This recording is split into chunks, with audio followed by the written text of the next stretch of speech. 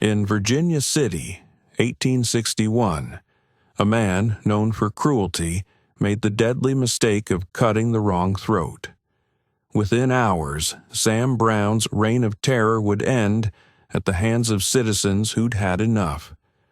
The rope that night didn't discriminate between badges and bullies.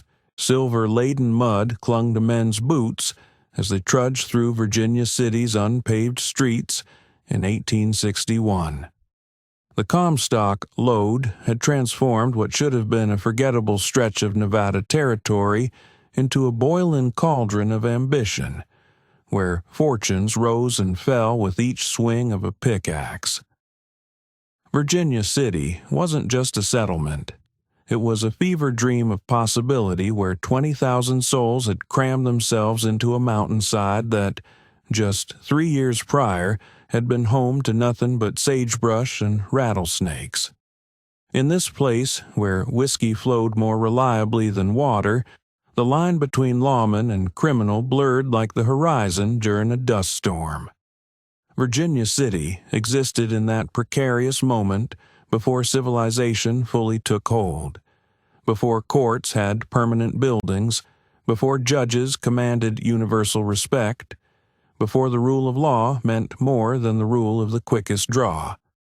Into this half-formed society strode Sam Brown, a man whose reputation cast a shadow longer than the afternoon sun stretching across C Street.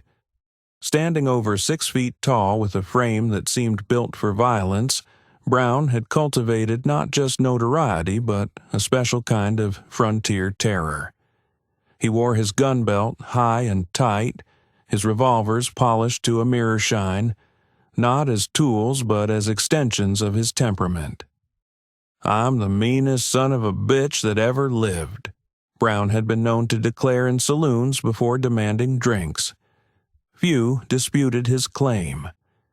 In the preceding months, Brown had shot 2 men in Washoe City, one for simply looking at him the wrong way, and had beaten countless others. The territorial authorities, overwhelmed by the explosive population growth and lacking proper facilities, had proven themselves either unwilling or unable to contain him. Yet Virginia City was not without its own internal structure. William R. Thorington represented everything Sam Brown was not, a respected businessman with investments in multiple mines, a man who had helped establish the first mercantile exchange. Thorington had brought his family across the Sierra Nevada, built a proper house with imported lumber, and represented the aspirational future of what Virginia City might become once the wildness had been tamed.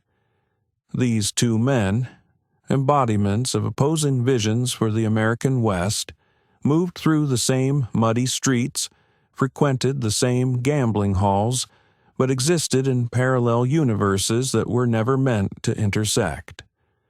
Thorington believed in contracts and handshakes. Brown believed in intimidation and lead.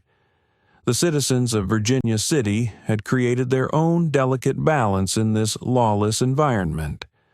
They had tolerated Brown's excesses because he primarily preyed upon the transient, the foreign, and those on society's edges. They maintained an unspoken agreement. As long as the violence remained contained to certain quarters, business could proceed. But as winter approached in 1861, Virginia City had begun to change.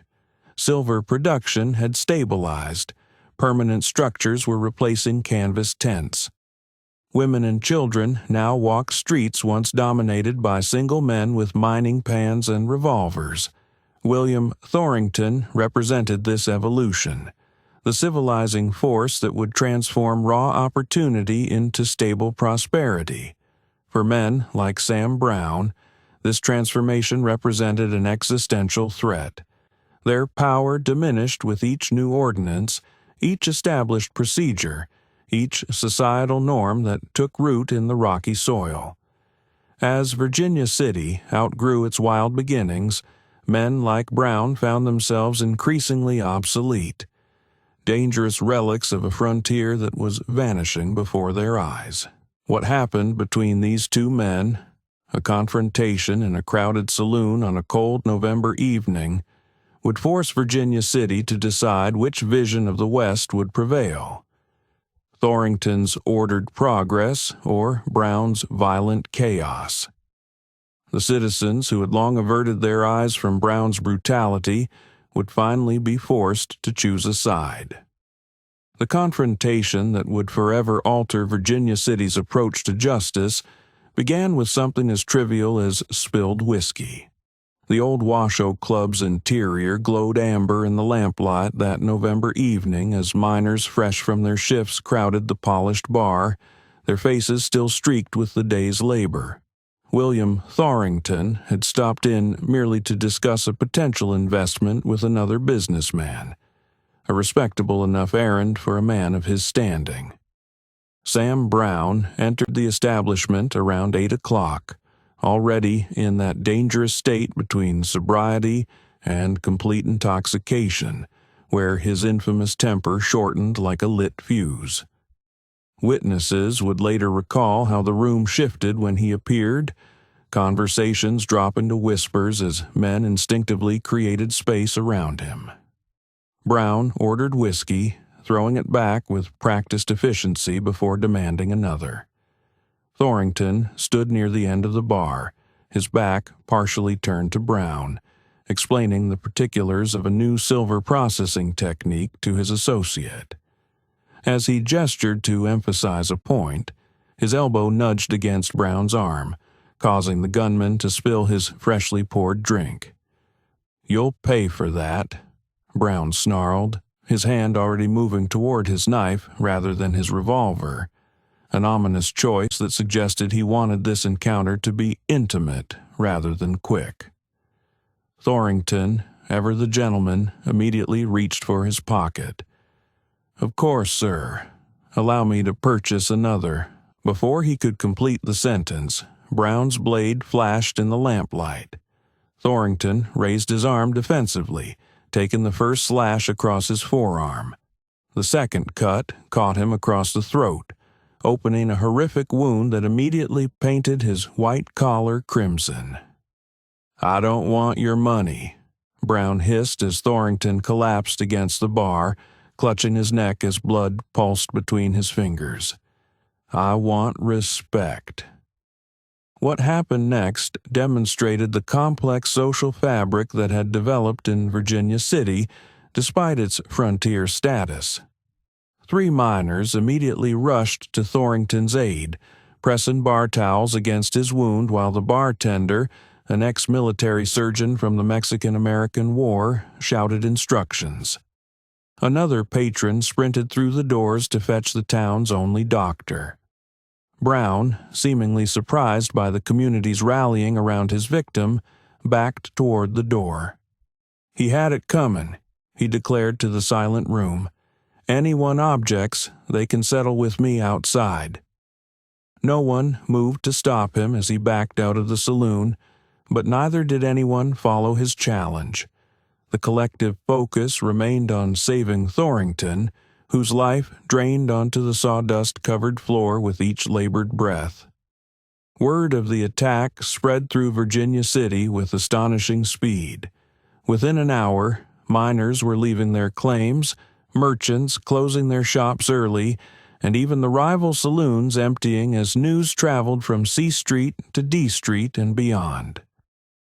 What made this assault different from Brown's previous violence was Thorington himself, a man who represented legitimate commerce, who employed dozens, who had brought his family to establish permanent roots. Dr. Adolf Pfeffer arrived breathless at the saloon, his medical bag clutched tightly. After examining the wounded man, he declared that Thorington might survive if infection could be prevented, but the wound was severe enough that his recovery remained uncertain. As Thorington was carefully transported to his home on B Street, a crowd gathered outside, their faces grim in the flickering light of hastily lit lanterns. "Brown's gone too far this time," muttered Jacob Wilson, a mining engineer who had previously avoided involvement in the town's occasional violence. "That's William Thorington. He's building this place up while Brown tears it down." The assault crystallized something in the collective consciousness of Virginia City. The recognition that their tolerance of Brown's brutality had enabled an escalation that now threatened not just individual lives, but the community's very future. As Thorington fought for his life that night, something else was being born in the whispered conversations throughout town. A resolve that would fundamentally change how justice was administered on the frontier. Dusk had fully surrendered tonight when 12 men gathered in the back room of Josiah Montgomery's hardware store. They entered individually through different doors, some through the alley entrance, others through the connecting doorway from the Silver Strike Saloon. None wanted to draw attention to their assembly. These weren't desperados plotting a heist, but Virginia City's most established citizens, mine owners, merchants, a banker, and even the editor of the Territorial Enterprise. "Gentlemen," began Montgomery, locking the door behind the final arrival, "we find ourselves in the position no civilized community should face." The lamplight cast harsh shadows across faces hardened not just by frontier life, but by the gravity of what they now contemplated. Territorial Judge Nathan Wells sat among them, his judicial collar removed. "I want it understood that I cannot officially sanction what we're discussing," he said, his voice barely above a whisper. "But neither can I pretend our current system offers any protection against men like Brown. 3 warrants issued, not 1 served. Isaac Williamson, whose freight company connected Virginia City to Sacramento, pounded his fist on the rough-hewn table. My drivers won't make night deliveries anymore, not with Brown prowling about. We're losing commerce daily because this animal is allowed to terrorize decent folk."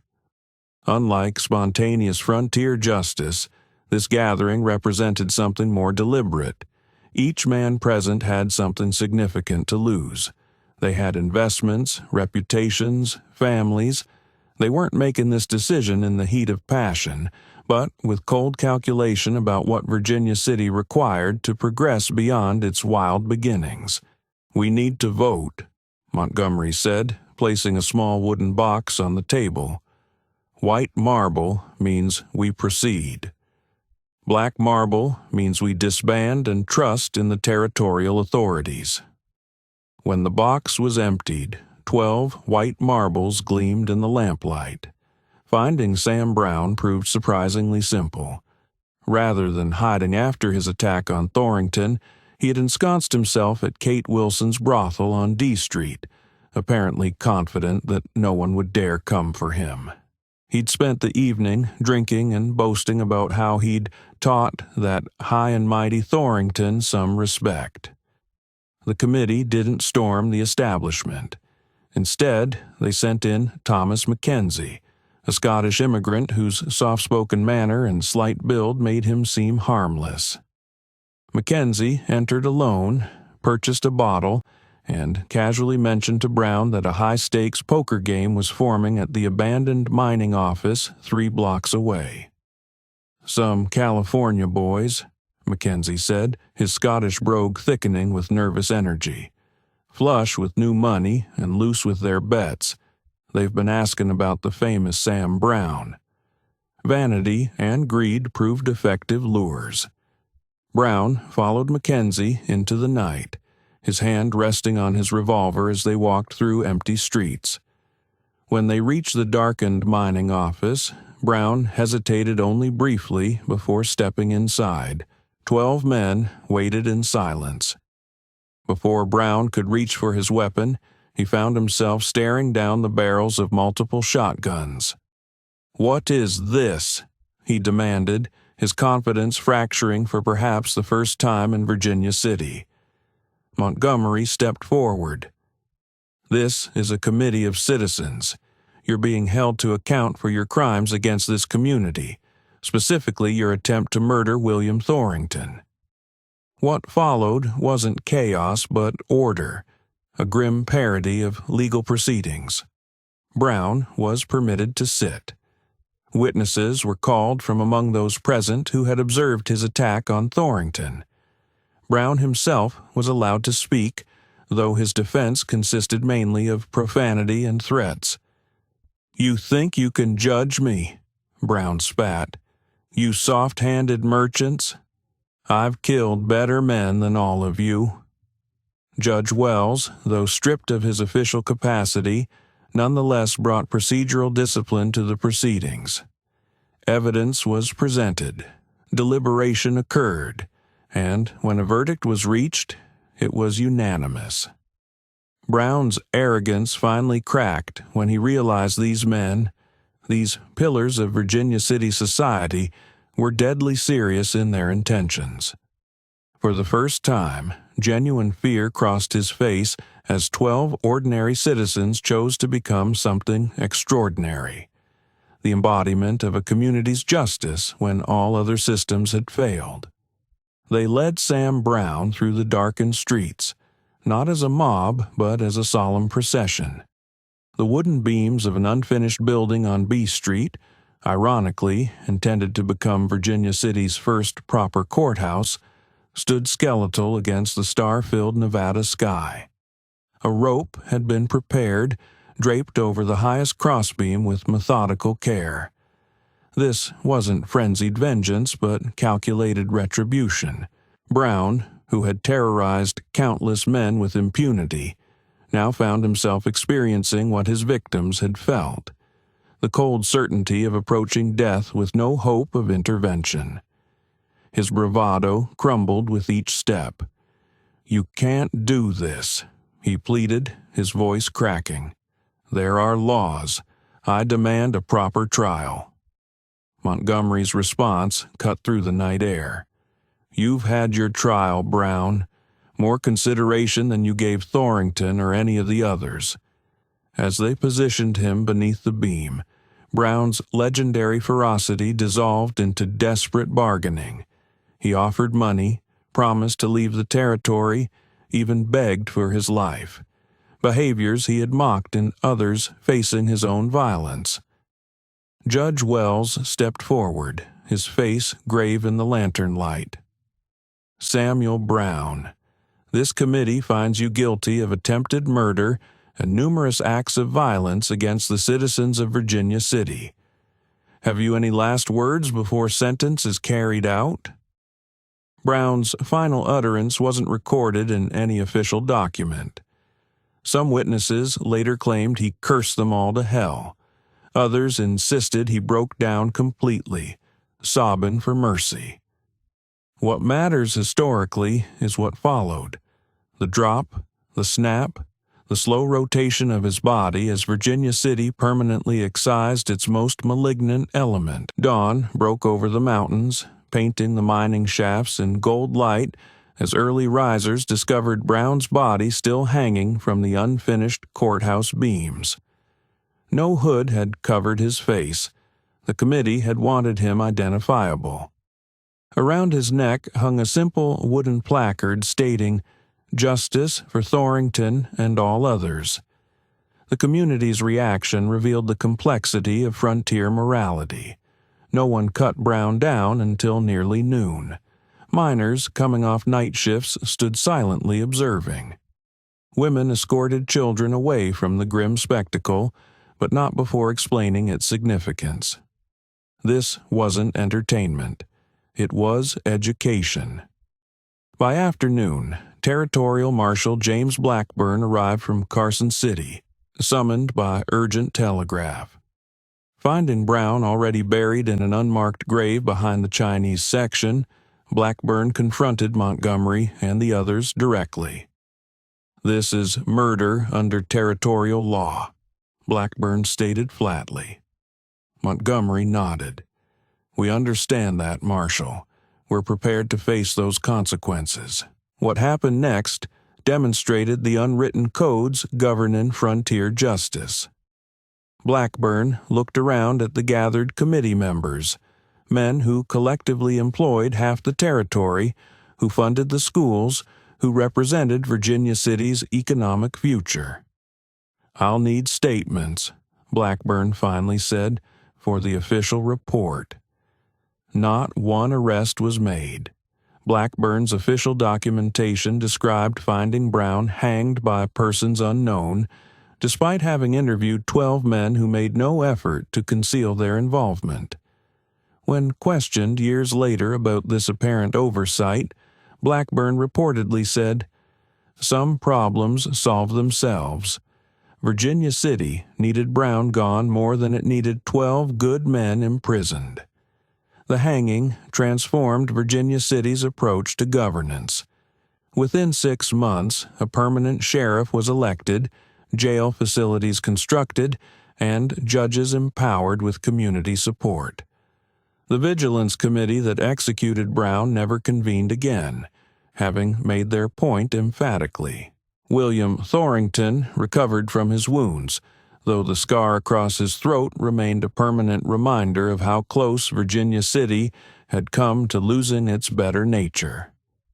He would later serve as the settlement's first mayor. Sam Brown's legacy became cautionary, a name invoked by parents warning rebellious sons, by teachers instructing schoolchildren on citizenship. Virginia City had decided which version of the American West would prevail. Not the chaos of unrestrained violence, but the deliberate application of community standards. The rope that ended Brown didn't just take a life, it birthed a civilization.